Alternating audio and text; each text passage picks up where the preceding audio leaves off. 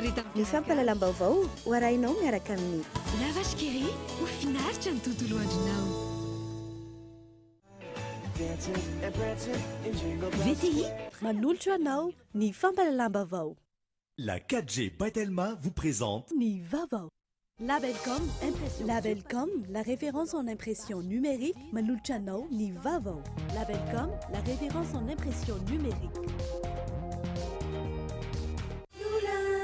Blue Line TV safidy tsara indrindra manolotra anao Ny fampalalam-baovao. professionnel du bâtiment ou particulier. Pour vos articles de bricolage et de construction, choisissez Batimax. Batimax, la qualité au meilleur prix. Manolotra anao ny fampalalam-baovao. Pour votre sécurité et votre confort, de nouveaux services, de nouvelles couleurs, de nouvelles stations. Jovena, source d'énergie. Manolotra anao ny fampalalam-baovao.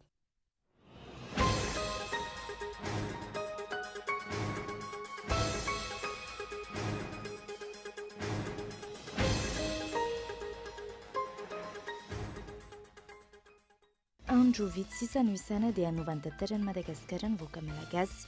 Ametraka filoham-pirenena ampindra amin'ny fahefana mandritra ny 5 taona hitantana ny firenena.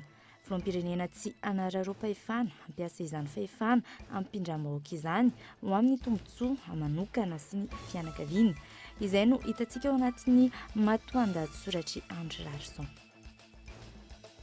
Laza mazava ny jeneraly misotro ronono Ndriary Jaona André fa tsy fanonganam-panjakana ny zava-nisy tamin'ny taona 2004. Ny famakiana toby miaramila natan'ireo zanadambo sy reservista fitaovam-piadiana tamin'ny taona 2004 no tena namparitaka ny fitaovam-piadiana teto Madagasikara nandritra ny fandalovany tao amin'ny onjam-peo miara-monanja omaly atoandro noho ny nanambarana izany.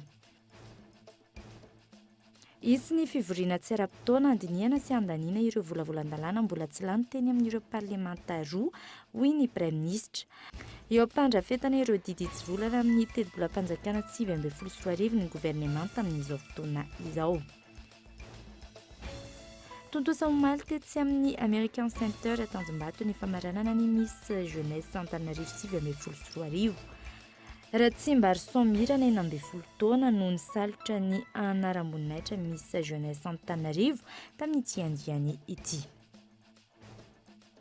Ary farany hivoaka tsy ela ny fehiny fifanarahana amin'ny alalan'ny COP24.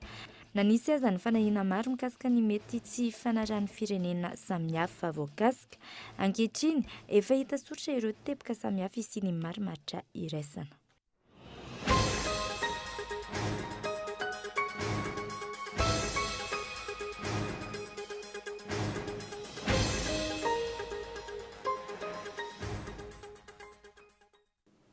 Top klasy topoko vafaly miarabantsika rehetra tonga soa indray eto amin'ny fampalalam-baovao ny Kolo TV amin'izao alina izao ary manasanao naraka izany hatramin'ny farany. Entsika isantarana amin'ny fampalalam-baovao, andro vitsy sisa no isaina dia hanovan'ny tantarany Madagasikara ny vahoaka malagasy. Ametraka filoham-pirenena ampindra amin'ny fahefana mandritry ny 5 taona hitantana ny firenena. Filoham-pirenena tsy anararoam-pahefana ampiasa izany fahefana ampindra amin'ny vahoaka izany ho amin'ny tombontsoa manokana sy ny fianakaviana. Filoham-pirenena tanora, mavitrika sy mahavita azy no ilaina ary sa manao velorano amin'ny malagasy. Matoan-dahatsoratra Andry Larson. Eo ampelantanan'ny vahoaka malagasy feno 12 taona no niakatra ny ho avin'ny Madagasikara. Hipetraka ho tantara tsy azo fafana ny datin'ny 7 volana Desambra taona 2024. Andro izay anamarika ny kiondalana izoran'ny firenena amin'ny ho avy. Na ny iray hifidy ny filoha tanora sy mavitrika malala ny rariny sy ny intsiny ka hanala ny vahoaka malagasy amin'izao fahantrana lalina mahazo azy izao. Na hifidy ny filoha ampiasa ny fahefana ampindram-bahoaka ho amin'ny tombontsoany manokana sy ny fianakaviana ary hivarotra ny tanindrazana amin'ny vahiny. Tsy fotoana fisalasalana intsony izao. Filoha mpanompo tanindrazana sy hanompo vahoaka no ilaina.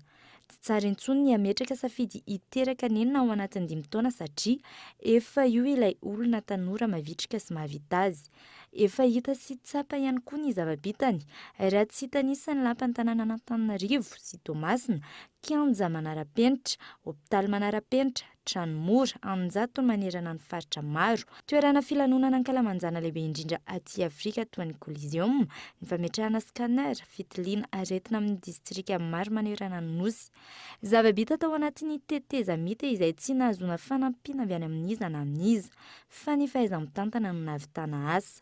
Kiondalana lehibe io andro ny alarobia fa 7 ambin'ny folo ny volana desambra 2024 satria isika tsy maintsy mandresy. Tsy maintsy tafita ihany koa i Madagasikara. Isika rehetra hiaraka hanavitra ny Madagasikara ka tsy ho firenena gisitra lava intsony i Madagasikara. Mila manova ny tantarany ny vahoaka malagasy fa tsy mpanaraka mokony fotsiny intsony. Tsy anaiky lembenana, tsy ho mpitarany intsony. Nafatra pitsikera fa vahoaka mandray amin'ny tanàna tanteraka no aviny ka anampirova amin'izao tontolo izao fa efa lasa ny zavatra taloha. Vahoaka malagasy vonika nova ny tantarany no misy ankehitriny satria mila manova tokoa isika ho antaranaka amampara. Nilaza mazava ny jeneraly misotro ronono Ndriajanona André fa tsy fanonganam-panjakana ny zava-nisy tamin'ny taona 2024. Ny famakiana toby miaramila nakan'ireo zanadambo sy reservista fitaovam-piadiana tamin'ny taona 2024 no tena lampiparitaka ny fitaovam-piadiana teto Madagasikara. Nandritry ny fandalovany tao amin'ny onjam-peo miara-manonja omaly atoandro no nanambarany izany. Fanadidina vetrany. Tsy marina ny filazana fa nisy ny fanonganam-panjakana tamin'ny taona 2024 ny jeneraly Ndriajanona André satria namita tena noho ny zavatra nataony ihany ny filoha tamin'izany fotoana. Ady Andriamatoa Marc Ravalomanana mitantara ny fahitany zava-mitranga ny jeneraly Ndriajanona André. Lazana hoe manongam-panjakana moa zahay zany raha nanao an'iny za zany lehibe ny état-major tao tamin'ireny tsy niakatra nandeha tany Ambotsotrohatra naka fitondrana. Fa ny zavatra nataony ihany no namitaka azy satria nomeny directeur militaire le zavatra. Raha ampahendrena amiko tokony nanendre ny président Sénat izy raha tia lamina satria fatany fa tsy anaiky an'io ny olona dia inona tsofiny izay no natonga n'iny disadisa iny ohatran'ny zavatra nekena mbola veriko ny tantara raha voalasy izy nanantona ny ambassadeur américain monsieur Nils ny teny hoe mon général lasa Ravalomanana fa omena tafika any tsy mety zanao fa voamay olana ray indray mandeha fa tsy mety zany fa pisy problème atsika zay ny navaliko azy fotsiny iny moa mbola ny insiste natao le zavatra ireny efarany de manjary atao ty amitsika zany nirihatra ty aminay moa zany tamin'izany hoe izahay ny nanonga-panjakana tsy nanongana zay tompoko ary reo zokobe nanome le fahefana ho an'ny président Andry Rajoelina izay ny tena fandehany. Nambarany jeneraly misotro ronono Ndriajanona André hatrany tao amin'ny onjam-peo miara-manonja fa fanafiana toby nataon'ireo zanadambo na reserviste tamin'ny taona 2024 no nampiparitaka ny fitaovam-piadiana mahery vaika teto Madagasikara. Tamin'ny taona 2024 dia lefitry ny lehibe ny vondrona regapy.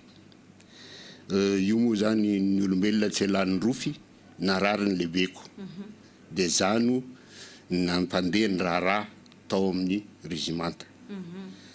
Ka raha fanandeha zay zavatra zay dia tao zay natandritra ny 7 volana ary nanomboky ny zavatra iny ny basy teny Elangaina tompoko ny nalaina satria tsy nanana basy ny réserviste zay natsona dia natafiana ny tany Langaina dia nalaina ny basy zay tany.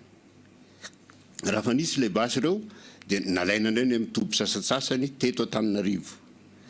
Reny basy reny dia be deabe tsy miverina ary tsy lavina ihany koa ny maramila ny régimenta ny regapy tamin'izany ny paritaka eran'ny faritany sasany dia misy ny voasambotra voarainy basy dia tsy hita ny verenany ka ny filazana hoe ny 2024 na be basy very tsy marina zany tsy mandao misy basy very fa ny betsaka very indrindra dia tamin'ny 2024 ary mbola voatoizo kely tamin'ny 2024 ny be maty indrindra ny maramila.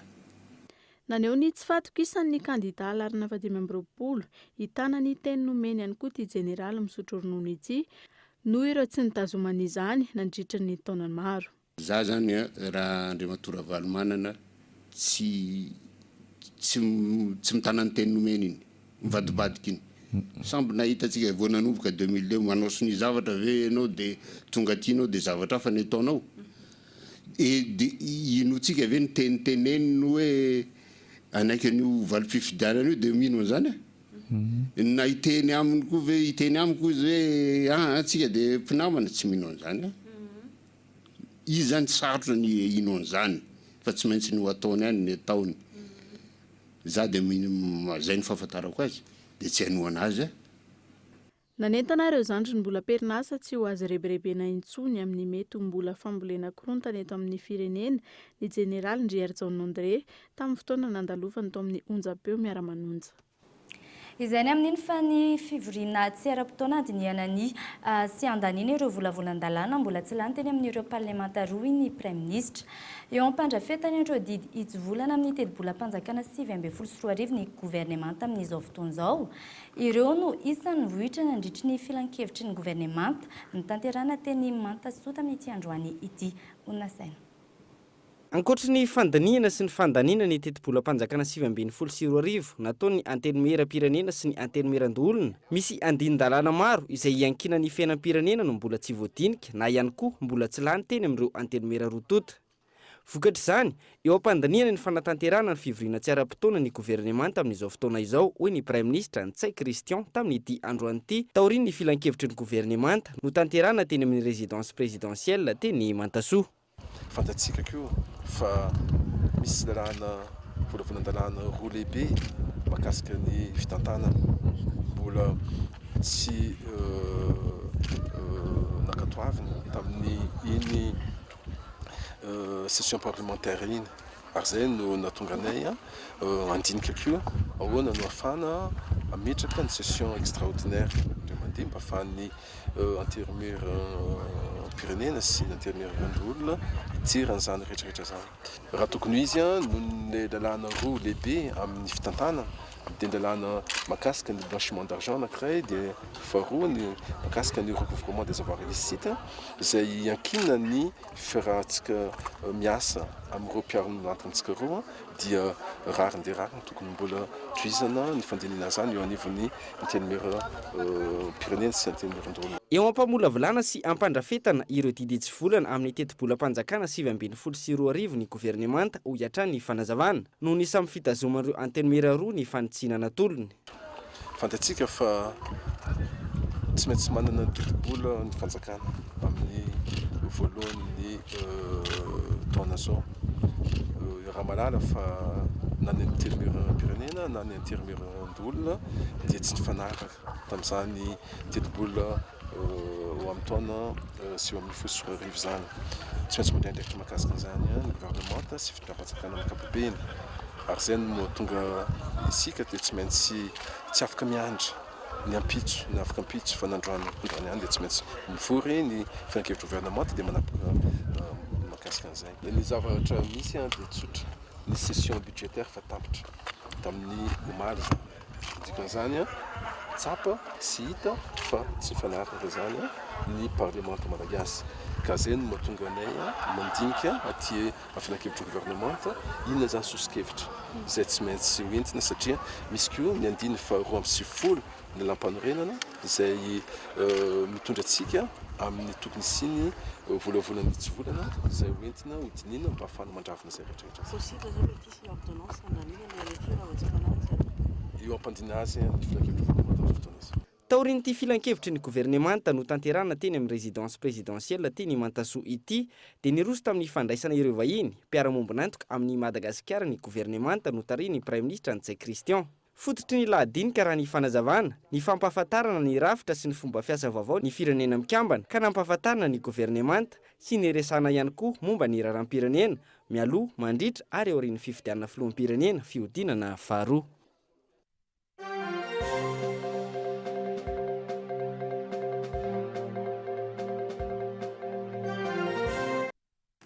Vaovaon'ny fampielezan-kevitra kosa indray efatrandro mialohan'ny fifidianana filoham-pirenena fihodinana faharoa anjarany vahoaka ny mahajanga indray no niona tamin'ny kandida Andry Rajoelina tamin'ity androany ity.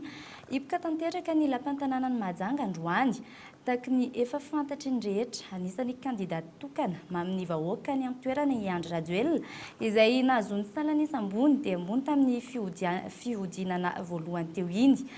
Tsy mateo ampony vahoaka izany hatramin'izao fa mbola nasehon'izy ireo tamin'ity androany ity tamin'ny alalan'ny fahatongavana ny tsena azy tamin'ny fomba manetriketrika. Ireo avy hatrany santionany amin'izany.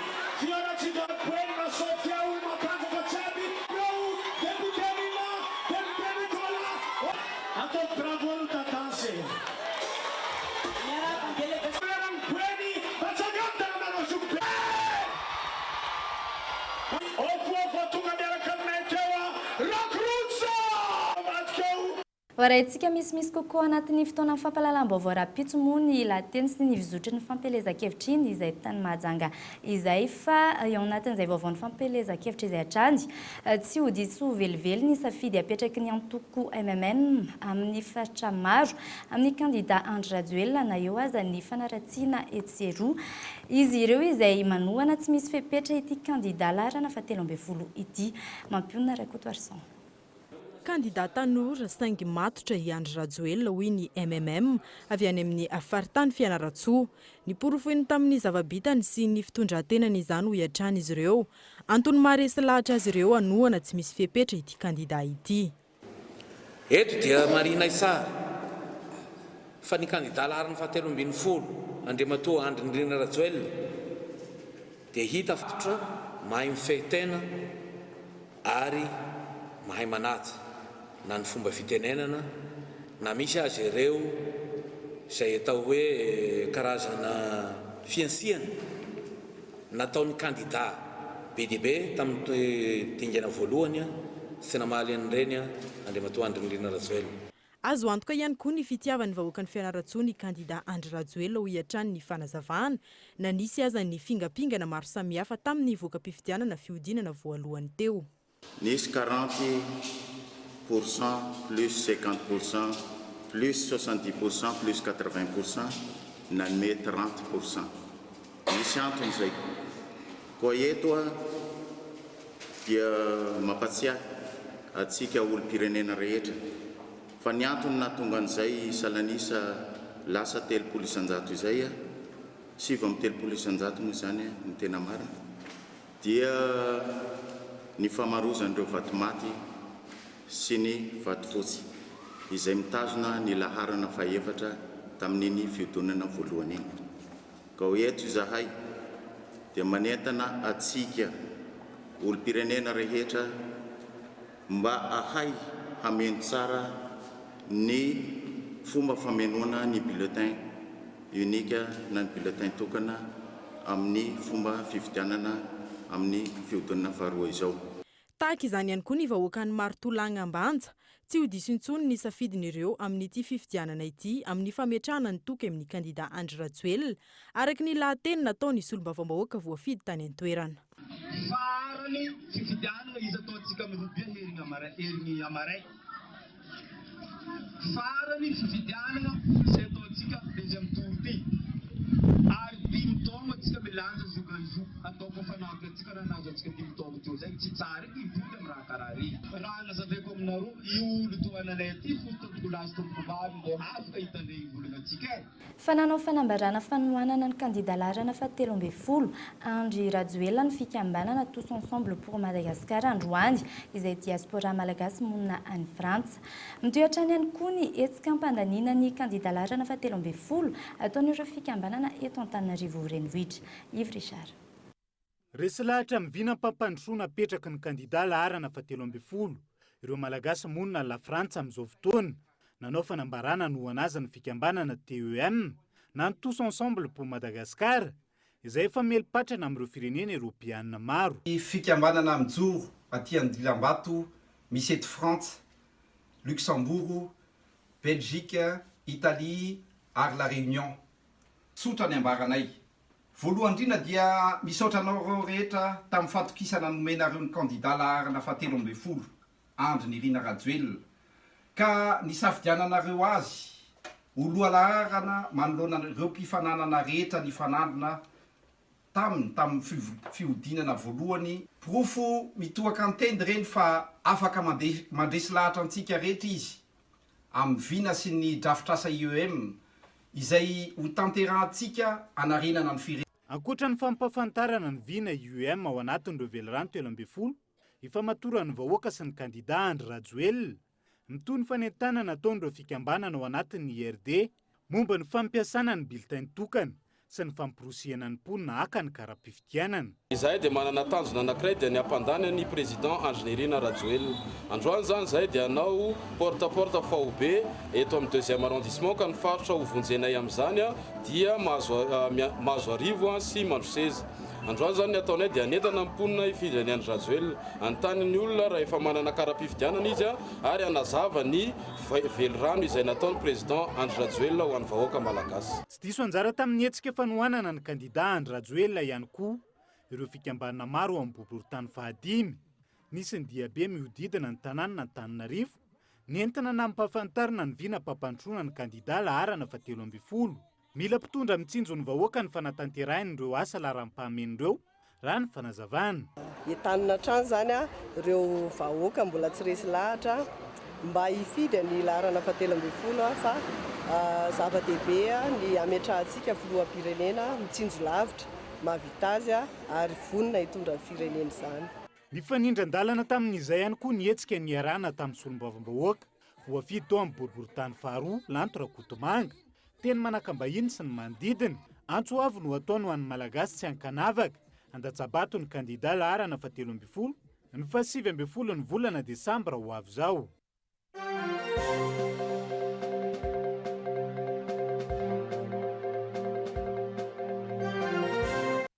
Fa mialohan'ny anarana toy ny fampahalalam-baovao toy ny mikasika ny finalan'ny Miss Jeunesse Antananarivo tamin'ity andiany ity dia anaraka dokavatra isika.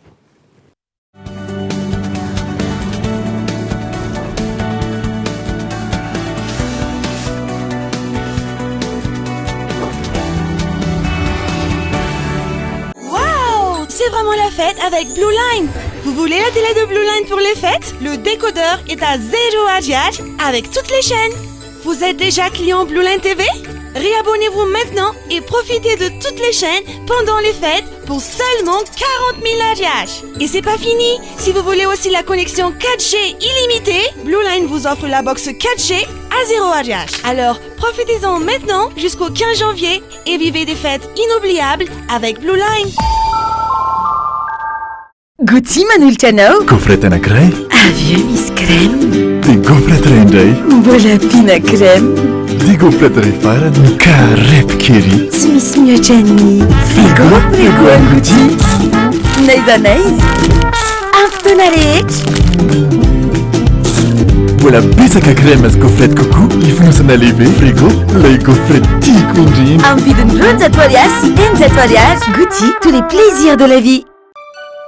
VTI, une société de conception, de fabrication, d'installation de portes et fenêtres en aluminium, volets roulants, rideaux métalliques, vérandas, ainsi que vente de vitres et tôles, vous propose la gamme de produits adaptés à votre projet et budget. Profitez d'une remise de 10% sur les menuiseries en aluminium et volets roulants du 12 au 31 décembre. Et rendez-vous chez VTI à environ 150 mètres de Galanat à la Tamate. VTI, prêt à vous servir.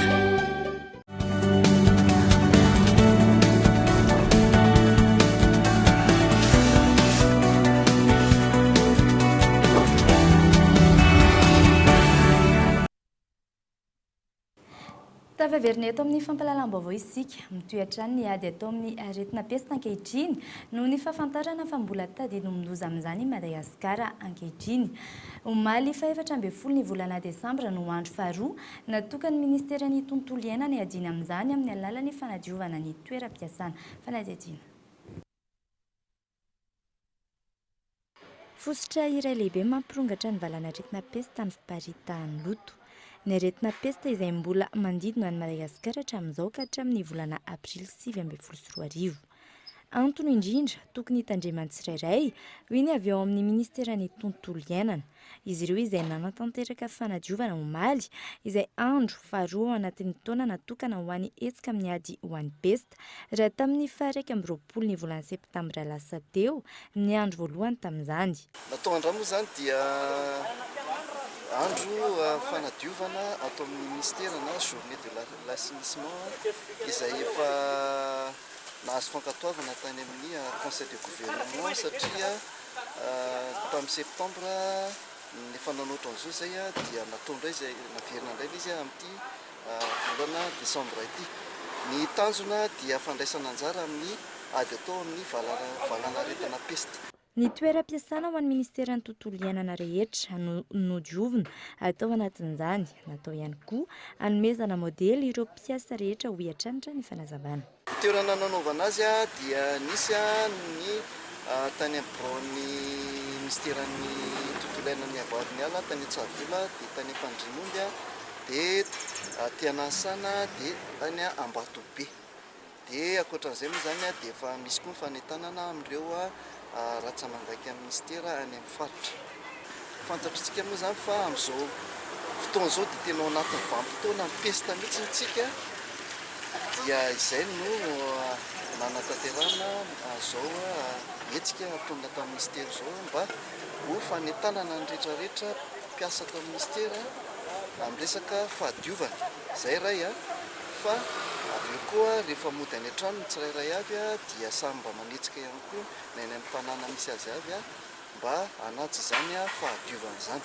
Fantatra hatreto fa nahatratratra amin'ny 720 ny trangana pesta hita teto Madagasikara nanomboka ny voalohan'ny volana aogositra hatramin'ny 12 ny volana novambra lasa teo. Faraka ny nambara teo dia totosa omaly tetsy amin'ny American Center Tanjombato ny famaranana ny Miss Jeunesse Antananarivo 2024.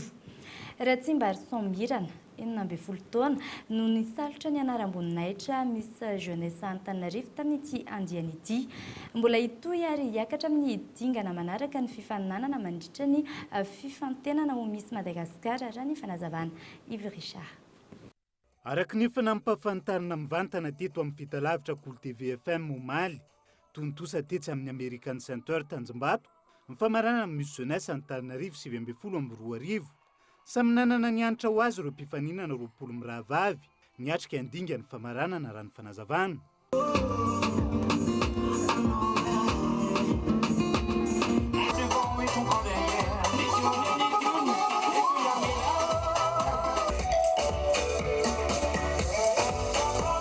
Maro ny sivana nondraisan'ireo mpitsara ny tsongaina izay isalotra ny anaram-boninahitra Miss Jeunesse Antananarivo raha ny fanazavana taorian'ny fambabona ny fompitsara sy ny mpijery tamin'ny filatrona samihafa.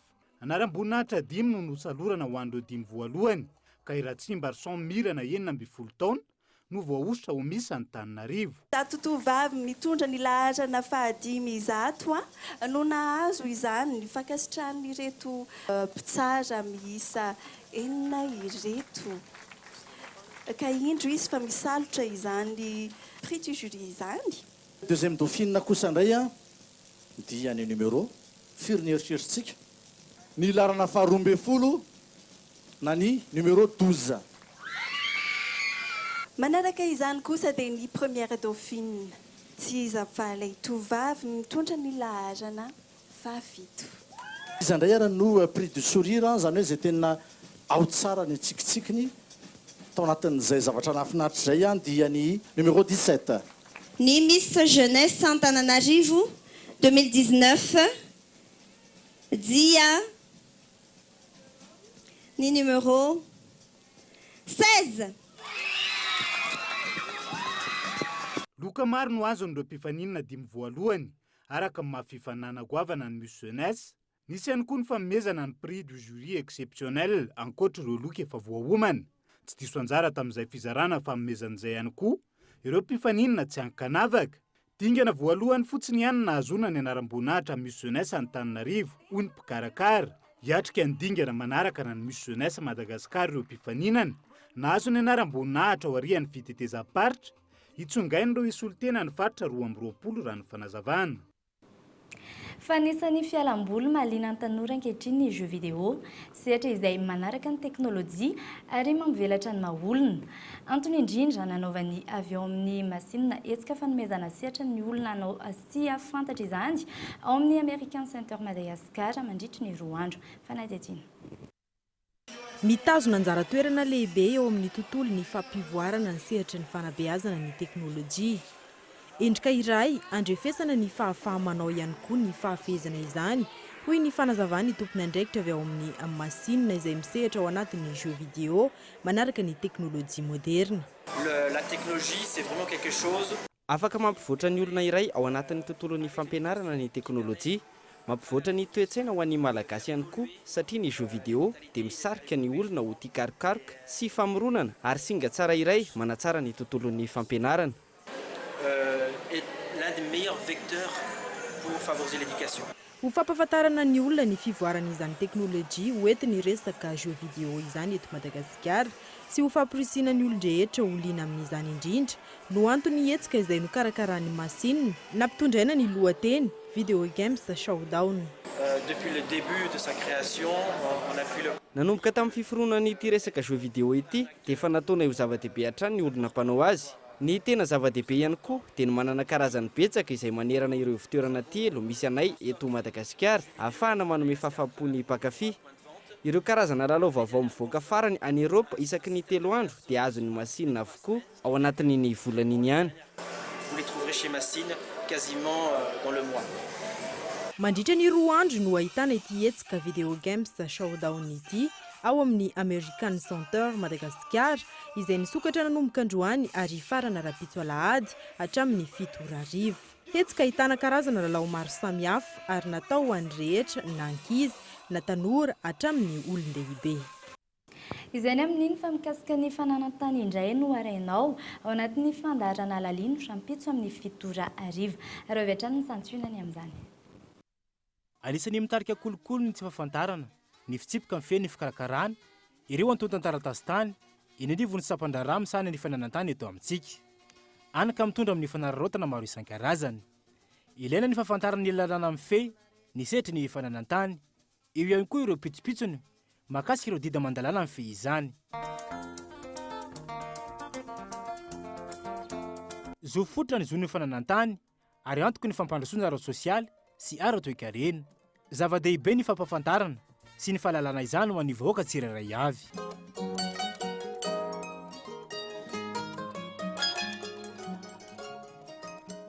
Ho an'i Madagasikara manokana, mizara maromaro ny karazan-tany misy eto amintsika. Misy ny tany-panjakana izay misoratra amin'ny fanjakana, misy ihany koa ny tan'olona tsotra izay tany nilovaina avy amin'ny razambe. Mizara maromaro araka izany satan-tany misy eto amintsika. Mialohan'ny sarana dia tsara ny manamarika fa misy ny fandaharana manokana arahinao eto amin'ny Cool TVA ny Walina. Izay ihany koa no namarana amin'ny fampahalalam-baovao tamin'ny tianio ity. Ankehitriny ianao nanarika izany hatramin'ny farany. Filma toko.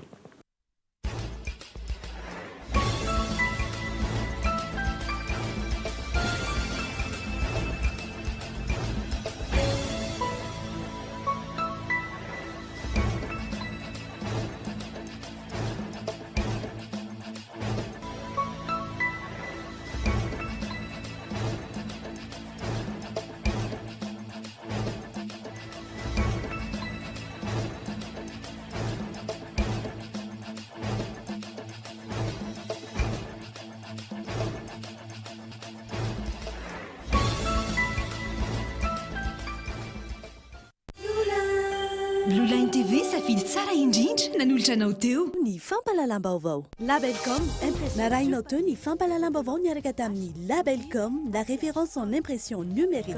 La référence en impression numérique. Batimax vous propose sa gamme de luminaires rustiques en suspension avec applique pour tous les modèles à 70% de remise. Offre valable jusqu'à épuisement du stock. Alors, n'attendez pas. Batimax, la qualité au meilleur prix. nanolotra anao teo ny fampalalam-baovao. La 4G by Telma vous a présenté ny vaovao. pour votre sécurité et votre confort, de nouveaux services, de nouvelles couleurs, de nouvelles... narahinao teo ny fampalalam-baovao niaraka tamin'ny Jovena, source d'énergie. narahinao teo ny fampalalam-baovao niaraka tamin'ny VTI, prêt à vous servir. narahinao teo ny fampalalam-baovao niaraka tamin'ny La vache qui rit, au final, tu as tout au loin du nao.